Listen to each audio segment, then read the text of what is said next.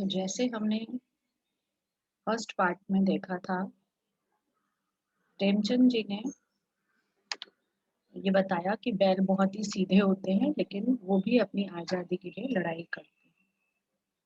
पहले पार्ट में हम उसका इंट्रो और कहानी का बैकग्राउंड बता चुके हैं। अब हम पढ़ते हैं मुख्य कहानी। झूरी काजी के दोनों बैलों के नाम थे हीरा और मोती। दोनों पछाई जाति के थे, देखने में सुंदर, काम में चौकस, दिल में ऊंचे। बहुत दिनों साथ साथ रहते दोनों में भाईचारा हो गया था। दोनों आमने सामने या आसपास बैठे हुए एक दूसरे से मूक भाषा में विचार विनिमय करते थे। एक दूसरे के मन की बात कैसे समझ जाता था हम नहीं कह सकते। अवश्य ही उनमें कोई ऐसी गुप्त शक्ति थी जिससे जीवों में श्रेष्ठता का दावा करने वाला मनुष्य वंचित है। दोनों एक दूसरे को चाट कर और सूंघ कर अपना प्रेम प्रकट करते। कभी कभी दोनों सींग मिला लिया करते, विग्रह के नाते नहीं, केवल विनोद के भाव से, आत्मीयता के भाव से। जैसे दोस्तों में घनिष्ठता होते ही धौल धप्पा होने लगता है। इसके बिना दोस्ती कुछ फुसफुसी, कुछ हल्की सी रहती है, इस पर ज्यादा विश्वास नहीं किया जा सकता। देखिए कितनी खूबसूरती से कवि कहानीकार प्रेमचंद जो हैं वो बैलों के बारे में बता रहे हैं और उसके साथ ही साथ दोस्ती के बारे में बताते जा रहे हैं बैलों के माध्यम से। पछाई जाति के बैल जो होते हैं वो बहुत ही तगड़े माने जाते हैं, बहुत अच्छी जाति के माने जाते हैं, बहुत सुंदर होते हैं, काम में चौकस, जो कि किसी भी किसान के पास होना गर्व की बात है। आपके ये दोनों को जो झूरी काची था वो, उसके पास दो बैल थे, हीरा और मोती, जो कि साथ साथ रहते हुए दोनों में बहुत अच्छी दोस्ती हो गई थी। वो उसके यहाँ काम करते थे दोनों। आप क्योंकि एक ही जगह पे बंद रहते थे, तो इसमें प्रेमचंद जी ने कितनी खूबसूरती से सोचा है कि वो कि कैसे एनिमल्स हैं, जानवर कैसे एक दूसरे की भाषा समझते हैं, क्या बात करते होंगे वो आपस में, कैसे समझते हैं। तो अवश्य ही कैसे गुप्त शक्ति होती है जानवरों में एक दूसरे की बात समझने की, जिससे कि जीवों का श्रेष्ठता का दावा करने वाला मनुष्य भी वंचित है। आज तक हम मनुष्य जानवरों की इस भाषा को नहीं समझ पाए हैं, या ये नहीं समझ पाए हैं कि वो किस तरह एक दूसरे के साथ कम्युनिकेट करते हैं। दोनों एक दूसरे को चाट कर, कभी आपने देखा होगा एक दूसरे को एनिमल्स चाटते हैं, सूंघते हैं, कैसे अपना प्रेम प्रकट करते हैं वो। कैसे कभी कभी आपने देखा होगा कि दो बैल या दो गाय रास्ते में हम लोग को लगता है कि वो लड़ाई कर रहे हैं, वो सींग मिलाते हैं या एक दूसरे को धक्का देते रहते हैं। लेकिन जो लोग अ, जो लोग गाय भैंस पालते हैं या बैलों को पालते हैं गांवों में, उन्हें पता होता है कि वो आपस में लड़ नहीं रहे हैं, बल्कि जैसे आप बच्चे लोग दोस्ती में एक दूसरे के साथ धौल धप्पा करते हैं, कभी मार देते हैं पीठ पे, कभी एक दूसरे के ऊपर चढ़ जाते हैं, उसी तरह एनिमल्स में भी इस तरह दोस्ती होती है। प्रेमचंद जी कहते हैं कि इस धौल धप्पे के बिना दोस्ती कुछ नहीं, इस है ना, ऐसी दोस्ती पर विश्वास नहीं किया जा सकता। अर्थात जब अब दोस्ती में जब अपनापन होता है, आप उसी के साथ धौल धप्पा, उसी के साथ थोड़ा सा हाथ मार सकते हैं, उसी के कंधे पे हाथ रख सकते हैं, उसी से नाराज भी हो सकते हैं जिस पर आपका हक हो, जिस पे आप विश्वास करते हो। अ, किसी अनजान आदमी के साथ आदमी इस तरह का बिहेव नहीं करता है, उसी तरह जानवर भी जिसके साथ अच्छी दोस्ती होती है उसी के साथ ऐसा करते हैं। जिस वक्त ये दोनों बैल हल या गाड़ी में दिए जाते और गर्दन हिला हिला कर चलते, उस वक्त हर एक की यही चेष्टा होती कि ज्यादा से ज्यादा बोझ मेरी ही गर्दन पर पड़े। इनकी दोस्ती की बात है कि किस तरह से जब वो लोग गाड़ी में उनको जोत दिया जाता, तो वो कोशिश क्या करते कि उनकी बोझा इस तरह से हो कि मेरे ही ऊपर आए, मतलब अपने साथी को आराम देने की कोशिश करते हुए। इतनी अच्छी दोस्ती थी उनकी। दिन भर के बाद दोपहर या संध्या को दोनों खुलते तो एक दूसरे को चाट चूट कर अपनी थकान मिटा लिया करते। नाद में खली भूसा पड़ जाने के बाद दोनों साथ उठते, साथ नाद में मुंह डालते और साथ ही बैठते। एक मुंह हटा लेता तो दूसरा भी हटा लेता था। एक साथ खाते, एक साथ बैठते थे, है ना? और जो जब जानवर एक दूसरे को चाटते हैं तो इससे क्या पता चलता है कि वो अब एक दूसरे को कई बार सांत्वना देते हैं, कई बार उनकी थकान मिटाते हैं। तो इस तरह से दोनों की दोस्ती बहुत अच्छी चल रही थी, दोनों बहुत खुश थे अपने मालिक के पास, क्योंकि उनका मालिक उनको बहुत प्यार करता था, बहुत अच्छे से रखता था। संयोग की बात है, झूरी ने एक बार गोई को ससुराल भेज दिया। अ, उन दोनों बैलों को झूरी ने अपने ससुराल भेज दिया, अपनी पत्नी के मायके भेज दिया। बैलों को क्या मालूम वे क्यों भेजे जा रहे हैं? समझे, मालिक ने हमें बेच दिया। अपना यूं बेचे जाना उन्हें अच्छा लगा या बुरा कौन जाने, पर झूरी के साले गया को घर तक गोई ले जाने में दांतों पसीना आ गया। पीछे से हाँकता तो दोनों दाएं बाएं भागते, पगैया पकड़कर आगे से खींचता तो दोनों पीछे को जोर लगाते, मारता तो दोनों सींग नीचे करके हुंकारते। अब देखिए, कई बार हम लोग अपने जानवरों को, अपने एनिमल्स को, पेट एनिमल को इधर से उधर ले जाते हैं, कई बार किसी और को दे देते हैं, तो हम बैलों से पूछते नहीं है या हमें नहीं पता चलता है कि उनके अंदर की फीलिंग्स क्या हैं। पर देखो, इससे उनको लगा कि उनके मालिक ने उनको बेच दिया है बैलों को, जबकि उसने अपने ससुराल में कुछ दिनों के लिए भेजा था, क्योंकि उनके साले को खेत जोतना था।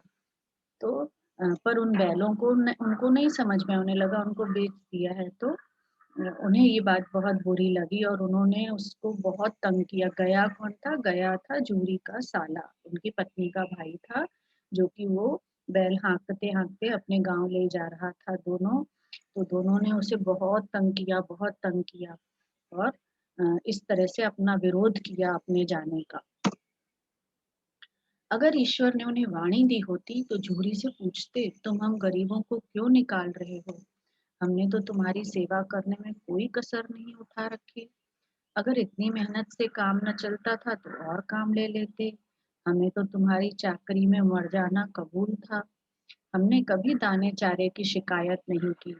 तुमने जो कुछ खिलाया वह सर झुकाकर खा लिया। फिर तुमने हमें इस जालिम के हाथ क्यों बेच दिया? संध्या समय दोनों बैल अपने नए स्थान पर पहुंचे। दिन भर के भूखे थे, लेकिन जब नांद में लगाए गए तो एक ने भी उसमें मुंह न डाला, है ना? तो देखो, अब उनको वो अंदर ही अंदर क्या सोच रहे थे कि पता नहीं क्यों हमारे मालिक ने निकाल दिया, क्या हम लोग काम अच्छे से नहीं करते थे, थोड़ा और काम करवा लेता, हमने तो कुछ नहीं बोला था, पता नहीं कौन सी बात बुरी लगी, है ना? वो ये सब सोचते सोचते जा रहे थे। तो जब अपने घर पहुंचे, वो नए घर पहुंचे, जूरी के साले के घर में, गया के घर पहुंचे, तो भूख तो बहुत लगी थी, लेकिन उन्होंने कुछ भी नहीं खाया, क्योंकि उनको बहुत गुस्सा था, बहुत दुख था कि उन्हें क्यों नए घर भेज दिया गया है। जिसे उन्होंने अपना नया घर समझा था, वह आज उनसे छूट गया था। यह नया घर, नया गांव, नए आदमी उन्हें बेगाने से लगते थे। ये तो हम सभी के साथ होता है, अगर अचानक किसी बच्चे को हॉस्टल भेज दिया जाता है या किसी नए घर में भेज दिया जाए, नए शहर में भेज दिया जाए, तो कुछ दिन तो बुरा लगता है, अपने घर की याद आती है, खाना पीना भी नहीं अच्छा लगता। तो उसी तरह प्रेमचंद जी ने इन बैलों के लिए भी सोचा है कि बैलों को भी ऐसे ही लगता होगा, जब हम एनिमल्स को कभी कभी बेच देते हैं या इधर से उधर किसी और के घर में दे देते हैं।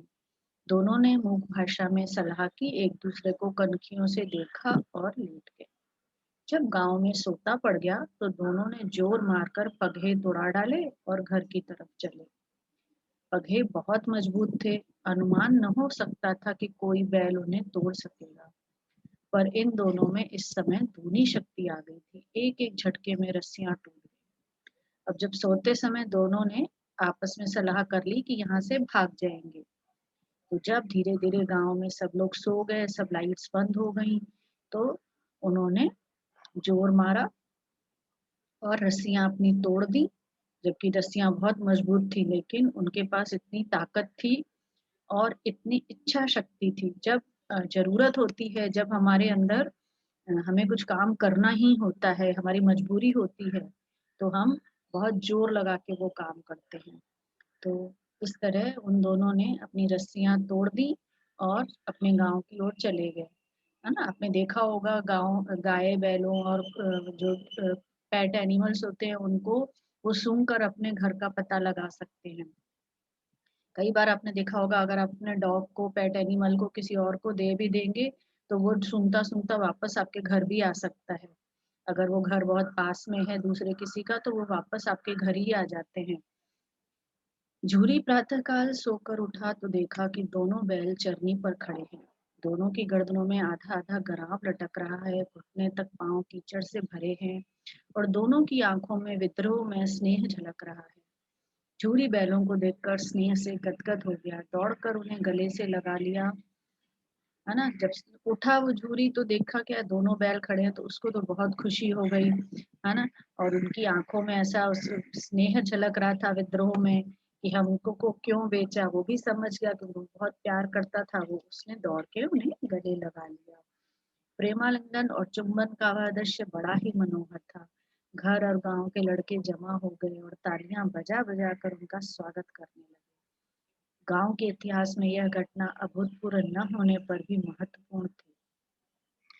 तो सब लोग इकट्ठा हो गए, सब ताली सबको पता था, गाँव होते हैं, छोटे से बहुत पुरानी बात है, सबको पता होता है कि ये गाँव इसने अपने बैल अपने साले को दे दिए थे, फिर भी वो वापस लौट गए, तो सब लड़के बच्चों के लिए ये बहुत ही मनोरंजक दृश्य हो गया, सब खुश हो गए कि देखो कैसे वापस आ गए हैं।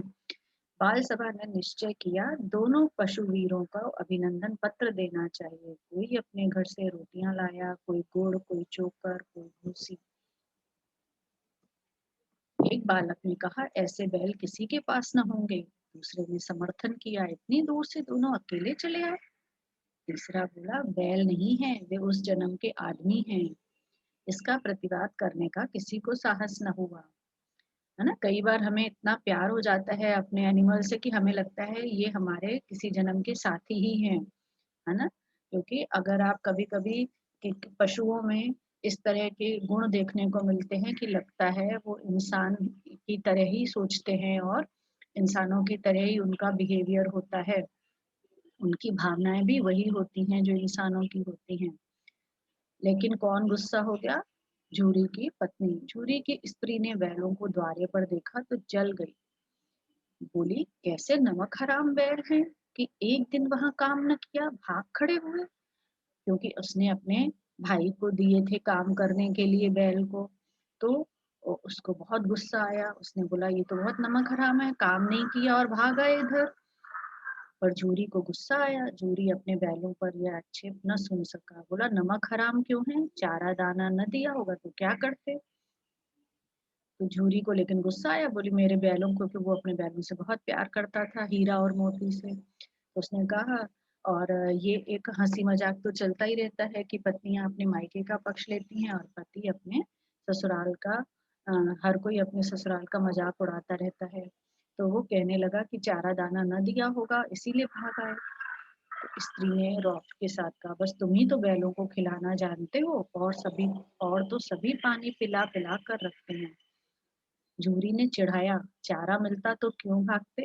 है ना? तो जूरी चिढ़ा रहा है कि अगर वह तुम्हारे ससुराल में खाना वाना नहीं देते हैं ठीक से इसीलिए तो भाग गए बेचारे। तो अब उसकी पत्नी और चिढ़ गई।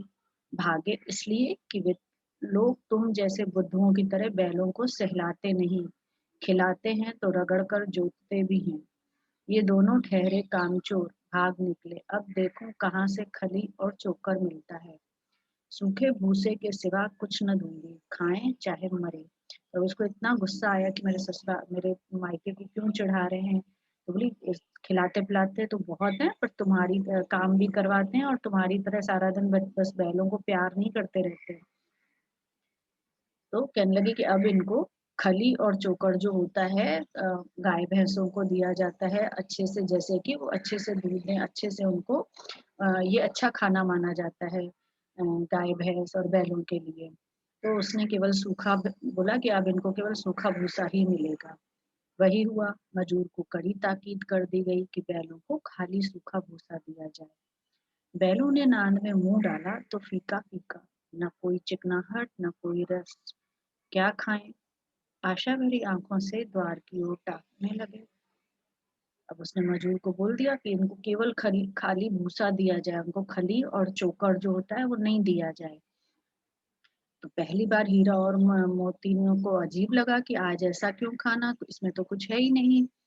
अ, अब आशा भरी नजरों से देखने लगे कि कुछ तो मिले, कुछ तो अच्छा खाना हो। तो जूरी ने मजूर से कहा, थोड़ी सी खली क्यों नहीं डाल देते? मालकिन मुझे मार ही डालेगी। मजूर ने बोला, मालकिन ने मना किया है, मैं नहीं डालूंगा।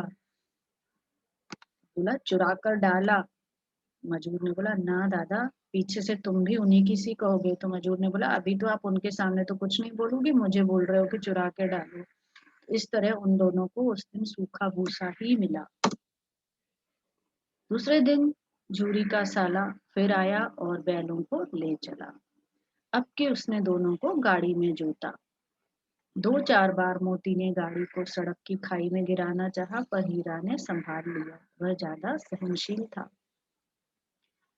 दूसरे दिन उसका साला आया, दोनों बैलों को, अब की बार वो अपने साथ गाड़ी लाया था, क्योंकि पिछली बार उसको याद था कि किस तरह दोनों भाग रहे थे इधर उधर, तो वो संभाल नहीं पा रहा था। जब गाड़ी में जोत दिया जाता है तो उनको कंट्रोल करना इजी होता है। तो इस तरह 2-4 बार मोती ने गाड़ी को सड़क की खाई में गिराना चाहा, पर हीरा ने संभाल लिया। अब मोती को जो था बहुत गुस्सा था, तो वो जानबूझ के कभी कभी गड्ढे में गिराने की कोशिश कर रहा था गाड़ी को, वो टेढ़ा मेढ़ा चल रहा था। लेकिन जो हीरा था वो संभाल रहा था। संध्या समय घर पहुंचकर उसने दोनों को मोटी रस्सियों से बांधकर और कल की शरारत का मजा चखाया। इसका मतलब है उन दोनों को डंडे से बहुत पिटाई की, दोनों को रस्सियों से बांध दिया और फिर वही सूखा भूसा डाल दिया। अपने दोनों बैलों को खली चूनी सब कुछ दी, है ना। उसने क्या किया, उसके पास बैल थे, लेकिन उसने उनको अच्छे से खली चूनी मिला के अच्छे से चारा दिया, लेकिन इन दोनों को उसने सूखा भूसा डाल दिया। दोनों बैलों का ऐसा अपमान कभी न हुआ था। जूरी इन्हें फूल की छड़ी से भी न छूता था। उसकी टिटकार पर दोनों उड़ने लगते थे। यहाँ मार पड़ी, आहत सम्मान की व्यथा थी, उस पर मिला सूखा भूसा। तो आज तक उन दोनों बैलों को कभी भी जूरी ने मारा नहीं था। कभी भी काम करवाते समय भी छड़ी से नहीं मार के चलता। आपने देखा होगा कई बार लोग गाय भैंसों को या बैल से काम करवाते हैं, तो उनको थोड़ा थोड़ा डंडी से मारते जाते हैं। या घोड़ा घोड़ा गाड़ी चलती है तो देखा होगा अपने पीछे से घोड़े को हंटर से मारा जाता है, जैसे कि वो फास्ट चले। लेकिन और आपने देखा होगा साथ ही वो मुंह से भी आवाज करते जाते हैं। तो जूरी केवल मुंह से आवाज करता था, वो कभी उन्हें हल्की छड़ी से भी नहीं मारता था, वो इतना प्यार करता था उन दोनों को। और यहाँ पे तो उसके नए मालिक जो भी जो साला गया था, वो फिर उसने तो उनको मारा भी और खाना भी ढंग का नहीं दिया, तो उन दोनों का बहुत ही अपमान हुआ। दोनों ने खाना बिल्कुल नहीं खाया, उन्हें बहुत गुस्सा था, अपमान फील हो रहा था। दूसरे दिन गया ने बैलों को हल में जोता, पर दोनों ने जैसे पांव न उठाने की कसम खा ली थी। वह मारते मारते थक गया, पर दोनों ने पांव न उठाया। एक बार जब निर्दयी ने हीरा की नाक पर खूब डंडे जमाए, तो मोती का गुस्सा काबू के बाहर हो गया। वह हल लेकर भागा। हल, रस्सी, जो जुआ जो सब टूट टाट कर बराबर हो गए। गले में बड़ी बड़ी रस्सियां न होती तो दोनों पकड़ाई में न आते। हीरा ने मूक भाषा में कहा, भागना व्यर्थ है। मोती ने उत्तर दिया, तुम्हारी तो इसने जान ही ले ली थी, अब की बार बहुत मार पड़ेगी। सुबह क्या हुआ, जब उन्होंने रात को खाना भी नहीं खाया था और सुबह जब आया और उसने बैलों को हल में जोतने लगा, खेत जोतने के लिए, तो दोनों ने कसम खा ली थी कि हिलेंगे भी नहीं। उसने बहुत मारा, उनको बहुत मारा, लेकिन वो टस से मस नहीं हुए। तो अब क्या होता है, उनकी गाय बैलों की नाक जो होती है बहुत सेंसिटिव होती है, जो काला काला हम देखते हैं पोर्शन नाक का होता है। तो उस पर उसने डंडे जमाने लगा। तो जो उसका दोस्त था उसको बहुत गुस्सा आया मोती को, और उसने क्या किया, उसका ध्यान बटाने के लिए अपने दोस्त को मार से बचाने के लिए हल लेकर भाग गया। तो उसका सब जो हल था, रस्सी जुआ इधर उधर, उसने सब टूट टाट के बराबर कर दिया। क्यों, लेकिन उसके गले में बड़ी रस्सी पड़ी थी, इसलिए वो दोनों पकड़ में आ गए। अब उसने हीरा ने उसको बोला भागना व्यर्थ है। तो मोती ने बोला इसने तो तुम्हारी जान ही ले लेती थी, क्योंकि नाक उनकी बहुत सेंसिटिव होती है, कई बार वो मर भी सकते हैं। आप उसने तो हीरा ने बोला अब की बार बहुत मार पड़ेगी, पढ़ने दो, बैल का जन्म लिया है तो मार से कहाँ तक बचेंगे। गया दो आदमियों के साथ दौड़ा आ रहा है, दोनों के हाथ में लाठियां हैं। मोती बोला कहो तो दिखा दूं कुछ मजा मैं भी। फिर देखा दोनों ने कि गया दो आदमियों के साथ आ रहा है, दोनों के हाथ में लाठियां हैं।